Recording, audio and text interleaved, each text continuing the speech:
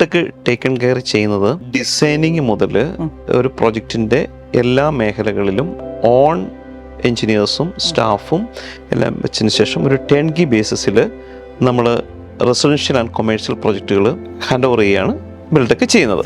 Serene horizon ഒരു എക്സ്പ്രഷണൽ പ്രോഡക്റ്റാണ്. കാരണം എന്താ വെച്ചാൽ അതിൻ്റെ ഓരോ മുട്ടുസൂചി വാങ്ങിക്കുന്ന തൊട്ട് കംപ്ലീറ്റ് ചെയ്ത കാര്യങ്ങളിലും ഞങ്ങളുടെ എൻ്റെ ടീമും ഇൻവോൾവ്ഡ് ആയിരുന്നു. ഇൻവോൾവ്ഡ് എന്നുള്ള അതൊരു ഭയങ്കര ഡൈനാമിക്സം ആയിരുന്നു. ഈ കോവിഡിന് ശേഷം തുടങ്ങിയ പ്രോജക്റ്റിൽ ഏറ്റവും ഡൈനാമിക്കായിട്ട് നമ്മൾ സ്റ്റാർട്ട് ചെയ്ത് സക്സസ്ഫുള്ളി കംപ്ലീറ്റ് ചെയ്തൊരു പ്രൊജക്റ്റാണ്. അപ്പം എൻ്റെ ടീം പാർഷ്യലി ആണെങ്കിലും ഫുള്ളി ആണെങ്കിലും എൻ്റെ ടീമും ഹോസ്പിറ്റാലിറ്റി പ്രൊജക്റ്റിൽ എന്ത് ചെയ്യണമെന്നുള്ളതിനെപ്പറ്റി ഒരു ലേണിംഗ് പ്ലാറ്റ്ഫോമായിരുന്നു സെറൈൻ ഹൊറൈസൺ. കേരളത്തിൽ ധാരാളം ഇൻവെസ്റ്റ്മെൻറ്റുകൾ ഡെഡ് ആയിട്ടുണ്ട്. പ്രോപ്പർട്ടീസ് വാങ്ങിച്ച ആൾക്കാർക്ക് കറക്റ്റായിട്ടൊരു ഡയറക്ഷൻ ഗൈഡ് ലൈൻസ് കൊടുക്കാൻ പറ്റാതുണ്ട്. ചെയ്ത ബിൽഡിങ്ങുകൾ പലതും റിട്ടേൺ ഓൺ ഇൻവെസ്റ്റ്മെൻറ്റ് ഇല്ലാതെ കിടക്കുന്നുണ്ട്. പ്രോപ്പറായിട്ട് റെൻ്റ് ഔട്ട് ചെയ്യാൻ പറ്റാത്ത ആൾക്കാരുണ്ട്. ഇങ്ങനെ ആരൊക്കെ ഏതൊക്കെ രീതിയിൽ സ്ട്രഗിൾ ചെയ്യുന്നുണ്ടോ, ഇൻവെസ്റ്റ്മെൻറ്റിൽ നിന്ന് റിട്ടേൺ ഉണ്ടാക്കാൻ പറ്റാതെ കഴിയുന്നുണ്ടോ, അവരെയൊക്കെ സപ്പോർട്ട് ചെയ്യാൻ ബിൽടെക്കിന് പറ്റും. ബിൽടെക്കിൻ്റെ ടീം അതിന് സജ്ജമാണ്.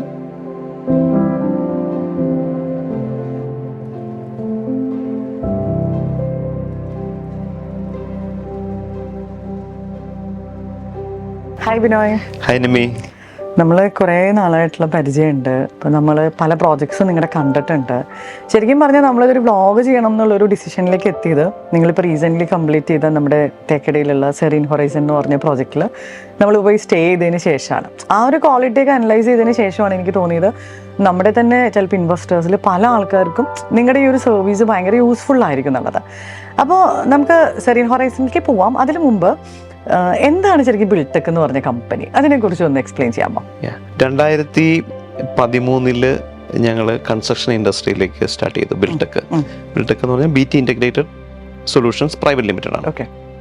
ബിൽടെക് ടേക്കൺ കെയർ ചെയ്യുന്നത് ഡിസൈനിങ് മുതൽ ഒരു പ്രൊജക്റ്റിൻ്റെ എല്ലാ മേഖലകളിലും ഓൺ എൻജിനീയേഴ്സും സ്റ്റാഫും എല്ലാം വെച്ചതിന് ശേഷം ഒരു ടേൺകി ബേസിസിൽ നമ്മൾ റെസിഡൻഷ്യൽ ആൻഡ് കൊമേഴ്ഷ്യൽ പ്രൊജക്റ്റുകൾ ഹാൻഡ് ഓവർ ചെയ്യുകയാണ് ബിൽടെക് ചെയ്യുന്നത്. അക്രോസ് കേരളയിൽ നമുക്ക് പ്രോജക്ട്സ് ഉണ്ട്. ഓൾമോസ്റ്റ് 300+ പ്രോജക്റ്റ് നമ്മൾ സക്സസ്ഫുള്ളി ഈ ലാസ്റ്റ് 11 ഇയേഴ്സിനുള്ളിൽ ഈ ഹാൻഡ് ഓവർ ചെയ്തിട്ടുണ്ട്. അതിൽ നിമി ഇപ്പോൾ താമസിച്ചതുപോലുള്ള പ്രൊജക്റ്റുകളുടെ എൻഡ് ടു എൻഡ് കംപ്ലീറ്റ് സൊല്യൂഷൻസും ചെയ്തിരിക്കുന്നത് ബിൽടെക്കാണ്. അപ്പോൾ ബിൽടെക്കിനെ ഒരു വർക്ക് ഏൽപ്പിച്ചു കഴിഞ്ഞ് കഴിഞ്ഞാൽ അതിൽ ക്ലയൻറ്റിനെ സംബന്ധിച്ചോളം ക്ലയൻറ്റിന് യാതൊരു വിധത്തിലുള്ള ഒരു ഹെഡേക്കും ഇല്ലാണ്ട് കംപ്ലീറ്റ് പ്രൊഫഷണൽ ടീമിനെ വെച്ചിട്ട് കോർഡിനേറ്റ് ചെയ്ത് ചെയ്യപ്പെടുന്ന ഒരു പ്രോപ്പർട്ടി ഡെവലപ്മെൻറ്റ് ഫേമാണ് ബിൽടെക്. അപ്പോൾ ശരിക്കും പറഞ്ഞപ്പോൾ നമ്മൾ പറഞ്ഞതിൽ നമ്മൾ കൂടുതലും റെസിഡൻഷ്യൽ പ്രോജക്ട്സ് ആണോ ഇനീഷ്യലി ചെയ്തത്? റെസിഡൻഷ്യലും ഉണ്ട്, കൊമേഴ്ഷ്യലും ഉണ്ട്. നമ്മൾ ഈവൻ കൊച്ചി മെട്രോ പോലുള്ള പ്രോജക്റ്റുകളിൽ നമ്മൾ ഇൻവോൾവ് ആയിട്ടുണ്ട്. എവിടെയാണെങ്കിലും നമ്മളാണ് ഡിസൈനിങ് ടു കംപ്ലീഷൻ വരുന്നത്. എന്താ വെച്ചാൽ ക്ലയൻറ്റിന് അത്രമാത്രം ഇൻവോൾവ് ആയിട്ട് അവരുടെ പ്രോപ്പർട്ടിന്മേൽ അവരുടെ ഡ്രീം, ഇപ്പം റെസിഡൻഷ്യൽ എടുക്കുകയാണെങ്കിൽ അവരെ സംബന്ധിച്ചോളം അവർക്കൊരു സ്വപ്നം ഉണ്ടാവും. ആ സ്വപ്നം 100% സാറ്റിസ്ഫൈ ചെയ്യുന്ന ലെവലിലാണ് ഞങ്ങൾ ഈ പ്രോജക്റ്റുകൾ ടേക്കൺ കെയർ ചെയ്യുന്നത്. അപ്പോൾ ഏത് നിമിഷവും അവർക്കൊരു ചേഞ്ചസ് ഉണ്ടെങ്കിൽ വിളിച്ച് ഓഫീസിൽ സംസാരിച്ചാൽ അല്ലെങ്കിൽ അതിൻ്റെ ആളുടെ അടുത്ത് സംസാരിച്ചു കഴിഞ്ഞാൽ ക്വിക്കായിട്ട് അവർക്ക് അതിനൊരു സൊല്യൂഷൻ നമുക്ക് അവിടെ പ്രൊവൈഡ് ചെയ്യാൻ പറ്റും. സെയിം ടൈം സൈറ്റിലേക്കും പോകാൻ കമ്മ്യൂണിക്കേഷൻ വളരെ ഈസി ആയിരിക്കും. പിന്നെ ഒരു സിംഗിൾ മെൻ കോണ്ടാക്റ്റിൽ ഇവർക്ക് വേണ്ട കംപ്ലീറ്റ് കാര്യങ്ങളും ചെയ്തു കൊടുക്കുന്ന ഒരു സൊല്യൂഷനാണ്. അത് വൈഡ്ലി അക്സെപ്റ്റഡ് ആണ്. ഇതുപോലുള്ള പ്രൊജക്റ്റുകൾ നമ്മൾ ധാരാളം ചെയ്തിട്ടുണ്ട്, ഓൺഗോയിങ്ങുമാണ്. ഇതാണ് ബിൽടെക് ചെയ്യുന്നത്. മെയിൻ ആയിട്ട് ഇതാണ് നമ്മുടെ ഒരു പ്രൊഫൈൽ അല്ലേ? പിന്നിട്ടല്ലോ. പിന്നെ ഇപ്പം നമ്മൾ ലാസ്റ്റ് താമസിച്ച പ്രോപ്പർട്ടി സെറീൻ ഹൊറൈസൺ എന്ന് പറഞ്ഞ പ്രോപ്പർട്ടി തേക്കടിയിൽ ശരിക്കും പറഞ്ഞാൽ ഭയങ്കര ബ്യൂട്ടിഫുൾ ആയിട്ടുള്ള പ്രോപ്പർട്ടിയാണ്. അതിൻ്റെ ഒരു കോൺസെപ്റ്റും അതുപോലെ തന്നെ അതിൻ്റെ ഒരു കൺസ്ട്രക്ഷനൊക്കെ ഭയങ്കര ഡിഫറെൻ്റ് ആയിരുന്നു. അപ്പോൾ നമ്മൾ ശരിക്കും പറഞ്ഞൊരു 3 ദിവസം അവിടെ നന്നായിട്ട് എൻജോയ് ചെയ്തു. നമ്മൾ 2 ഫാമിലിയൊക്കെ പോയി ഭയങ്കരമായിട്ട് എൻജോയ് ചെയ്ത പ്രോപ്പർട്ടിയാണ്. അപ്പോൾ അന്ന് എന്നോട് പറഞ്ഞിരുന്നല്ലോ ഇതൊരു ഇൻവെസ്റ്റർ ഇങ്ങനെ നിങ്ങളുടെ അടുത്ത് വന്നു, അപ്പോൾ പുള്ളിയുടെ റിക്വയർമെൻറ്റ് ബേസ് ചെയ്തിട്ടാണ് നിങ്ങൾ ഈ ഒരു പ്രോപ്പർട്ടി ചെയ്തെന്നുള്ളത്. അപ്പോൾ നമ്മളെയും ഇതുപോലെ ഒത്തിരി ഇൻവെസ്റ്റേഴ്സ് വിളിക്കാറുണ്ട്. അപ്പോൾ അവർക്ക് പലർക്കും ഇവിടെ ലാൻഡുകൾ ഉണ്ടാവും, പക്ഷെ എന്താ ചെയ്യേണ്ടതെന്ന് അവർക്ക് അറിയില്ല. അപ്പോൾ അങ്ങനെ ഒരു ഇൻവെസ്റ്റർ നിങ്ങളുടെ അടുത്ത് വരികയാണെങ്കിൽ എന്തായിരിക്കും ബിൽടെക് എന്ന് പറഞ്ഞ കമ്പനി ചെയ്തു കൊടുക്കുന്നത്? അതൊന്ന് പറയാമോ? എപ്പോഴും എല്ലാ മലയാളികളെയും സംബന്ധിച്ചോളം അവരുടെ നാട്ടിലൊരു ഇൻവെസ്റ്റ്മെൻ്റ് എന്നുള്ളത് ഒരു സ്വപ്നമാണ്. എത്ര വലിയ ബിസിനസ്സുകാരാണെങ്കിലും അവരെ സംബന്ധിച്ചോളം അവരുടെ നാട്ടിൽ അവർക്ക് നാടിനോടുള്ള ഒരു കമ്മിറ്റ്മെൻറ്റ് മലയാളികൾക്കറിയാലോ, പൊതുവെ ഒരു സ്വന്തം നാടിനോടും കേരളത്തോടും ഒരു കമ്മിറ്റ്മെൻറ്റ് കൂടിയ ആൾക്കാരാണ്. അപ്പോൾ അവരുടെ ഒരു സ്വപ്നമാണ് നാട്ടിൽ എന്തെങ്കിലും ചെയ്യുക. ഇപ്പം ധാരാളം, ഇപ്പം നിമ്മി പറഞ്ഞത് വളരെ കറക്റ്റാണ്, ധാരാളം NRIs ഇങ്ങനെയുള്ള ലാൻഡിന്മേൽ ഇൻവെസ്റ്റ് ചെയ്തിട്ടുണ്ട്. ഇവർക്ക് വാട്ട് ഈസ് നെക്സ്റ്റ് എന്നുള്ളത് പ്രോപ്പറായിട്ടൊരു സൊല്യൂഷൻ കൊടുക്കാൻ ഇവിടെ ഒരു ഓർഗനൈസേഷൻ ഇല്ല. അപ്പോൾ ഞങ്ങളുടെ പാർട്ട് അതാണ്. ഞങ്ങൾ ഇതിൻ്റെ കംപ്ലീറ്റ്ലി ഒരു പ്രോജക്റ്റ് കൺസൾട്ടൻ്റ് ആണ്. പ്രോജക്റ്റ് കൺസൾട്ടൻസ് എന്ന് പറഞ്ഞാൽ കംപ്ലീറ്റ് കാര്യങ്ങൾ നമ്മൾ ടേക്കപ്പ് ചെയ്ത് അവർക്ക് വേണ്ടിയുള്ള പ്രോപ്പർട്ടീസ് ബിൽട്ടപ്പ് ചെയ്ത് കൊടുക്കുന്നു. ഇപ്പോൾ നിമ്മി താമസിച്ച സെറൈൻ ഹൊറൈസൺ എന്ന് പറയുകയാണെങ്കിൽ അതൊരു യൂറോപ്യൻ NRIയുടെ ഇൻവെസ്റ്റ്മെൻ്റ് ആണ്.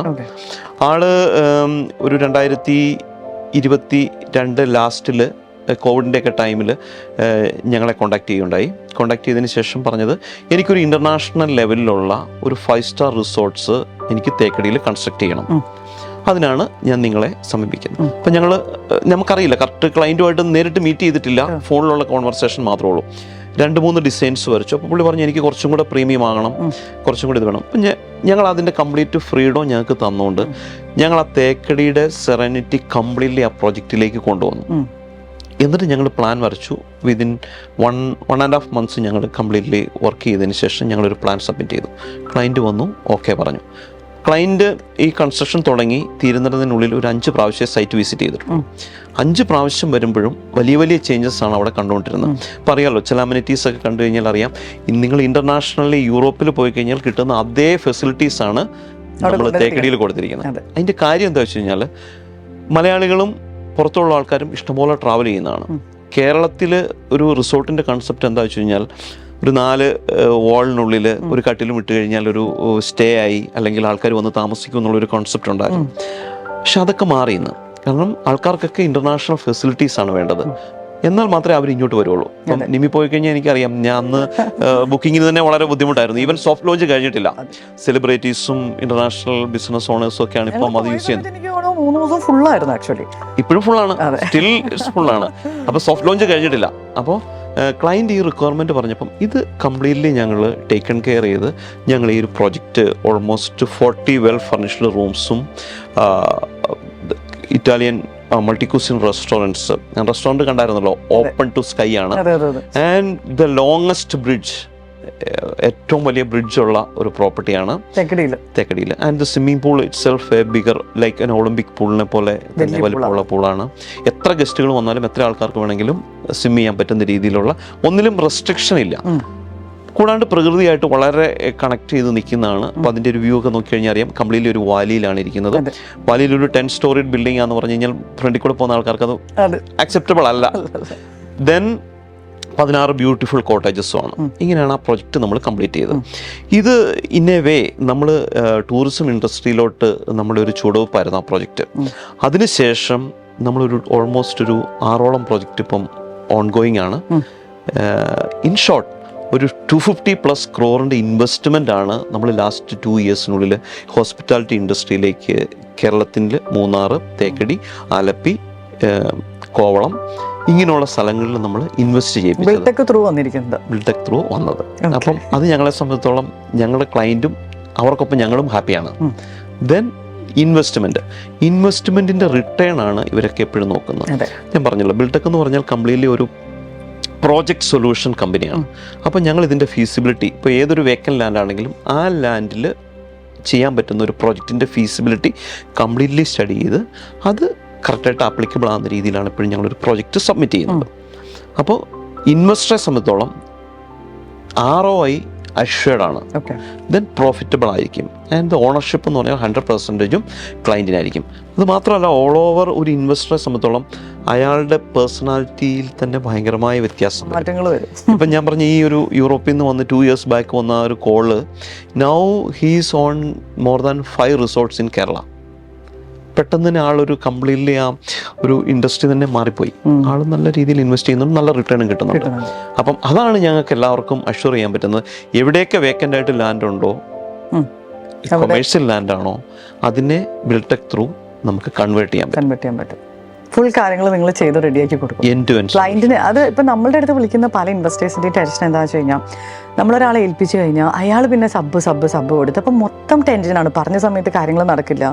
ഒരു പഞ്ചവത്സര പദ്ധതി പോലെ ഇതിങ്ങനെ അപ്പോൾ അതുകൊണ്ടാണ് ശരിക്കും പറഞ്ഞ കുറേ ആൾക്കാർ ഇവിടെ അങ്ങനത്തെ ഇൻവെസ്റ്റ്മെൻറ്റ്സ് ഒന്നും അവരെ കൂടുതലും അതിലേക്ക് വരാത്തത് അതുകൊണ്ടാണ് എനിക്ക് തോന്നിയിട്ടുണ്ട്. അപ്പം ഞാൻ അന്ന് പോയി ഈ പ്രോപ്പർട്ടി കണ്ടു കഴിഞ്ഞപ്പോഴാണ് നമ്മൾ അതിൻ്റെ ഒരു ഇത് ക്വാളിറ്റി കണ്ടപ്പോഴാണ് നമുക്ക് തോന്നിയത് എന്തായാലും നമുക്ക് വ്ളോഗ് ചെയ്യണം. കാരണം ഇങ്ങനെയുള്ള ഒരുപാട് പേര് നമ്മുടെ സബ്സ്ക്രൈബേഴ്സിലുണ്ട്. അപ്പോൾ അവർക്ക് എന്തായാലും അതൊരു യൂസ്ഫുൾ ആയിരിക്കും എന്ന് തോന്നുന്നു.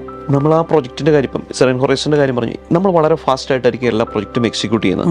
നമുക്കറിയാം ഇൻവെസ്റ്റ് ചെയ്യുന്ന ആൾക്ക് ക്വിക്കായിട്ട് എമൗണ്ട് റിട്ടേൺ കൊടുക്കുക എന്നുള്ളതാണ് എപ്പോഴും ഒരു പ്രോപ്പർട്ടി ഡെവലപ്പറെ സംബന്ധിച്ചോളം നമ്മുടെ ചലഞ്ച്.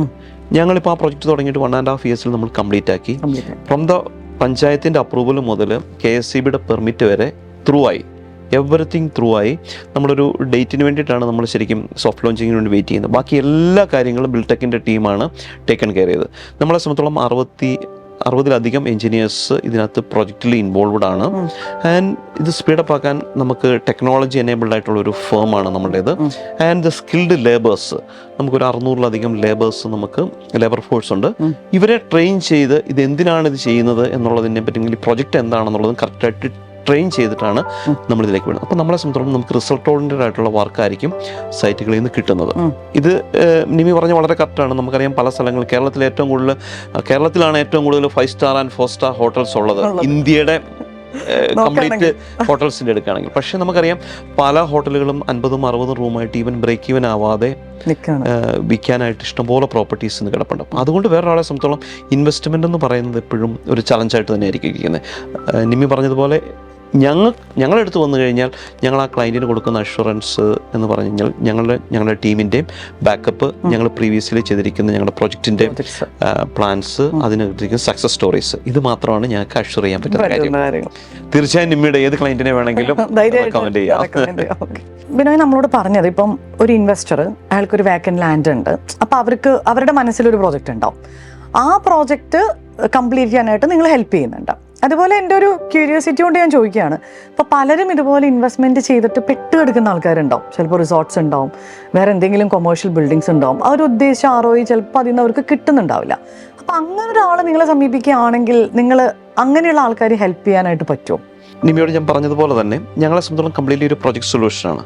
നിമിയും വളരെ കറക്റ്റായിട്ടാണ് പറഞ്ഞത്. കേരളത്തിൽ ധാരാളം ഇൻവെസ്റ്റ്മെൻറ്റുകൾ ഡെഡ് ആയിട്ടുണ്ട്. പ്രോപ്പർട്ടീസ് വാങ്ങിച്ച ആൾക്കാർക്ക് കറക്റ്റായിട്ടൊരു ഡയറക്ഷൻ ഗൈഡ് ലൈൻസ് കൊടുക്കാൻ പറ്റാതുണ്ട്. ചെയ്ത ബിൽഡിങ്ങുകൾ പലതും റിട്ടേൺ ഓൺ ഇൻവെസ്റ്റ്മെൻറ്റ് ഇല്ലാതെ കിടക്കുന്നുണ്ട്. പ്രോപ്പറായിട്ട് റെൻ്റ് ഔട്ട് ചെയ്യാൻ പറ്റാത്ത ആൾക്കാരുണ്ട്.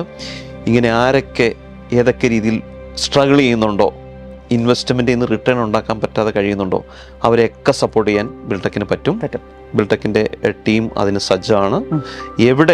കേരളത്തിൽ എവിടെ പ്രോജക്റ്റുകൾ നിങ്ങൾക്ക് ഫീസിബിളായിട്ട് കൊണ്ടുപോകാൻ പറ്റുന്നില്ലെങ്കിലും you can contact us.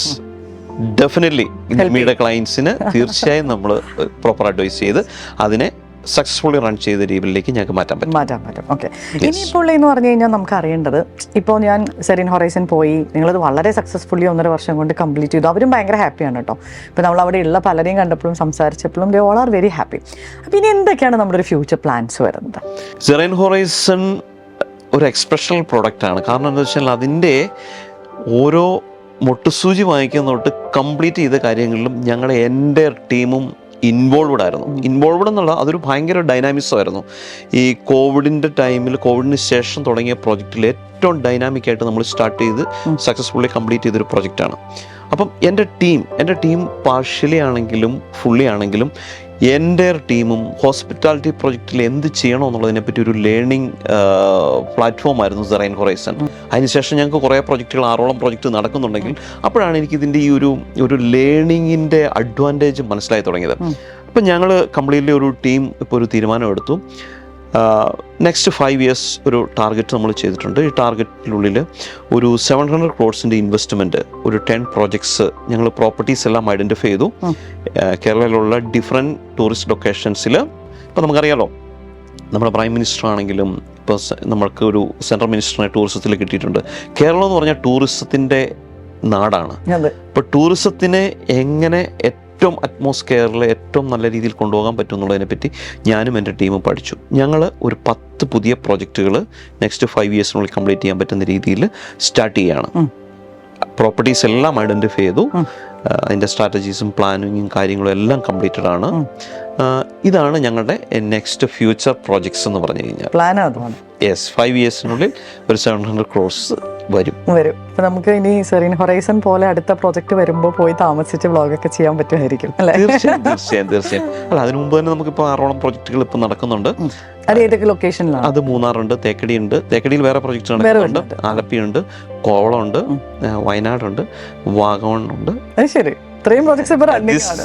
Apart from our normal business we have in IT infrastructure ബിൽഡിങ്സിലുണ്ട്, ആൻഡ് ഹോസ്പിറ്റൽസിലുണ്ട്, കൊമേഴ്ഷ്യൽ പ്രൊജക്ട്സ്, ഷോപ്പിംഗ് കോംപ്ലക്സസ് പോലുള്ള പ്രൊജക്ടുകളിലും ഉണ്ട്.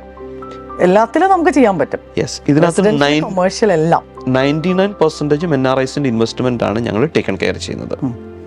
അത് നല്ല രീതിയിൽ തന്നെ നമുക്ക് മുന്നോട്ട് പോകാനായിട്ടും പറ്റും. തീർച്ചയായും. അപ്പം താങ്ക് യു. അപ്പം ഇനി പുതിയ പ്രോജക്റ്റ് ആയി കഴിയുമ്പോൾ നമുക്ക് അതൊക്കെ വ്ളോഗ് ചെയ്ത് വീണ്ടും ഇരിക്കാം. തീർച്ചയായും നമുക്കൊരു 6 monthsനുള്ളിൽ തന്നെ വീണ്ടും ഇരിക്കാം. Thank you thank you Nimmi.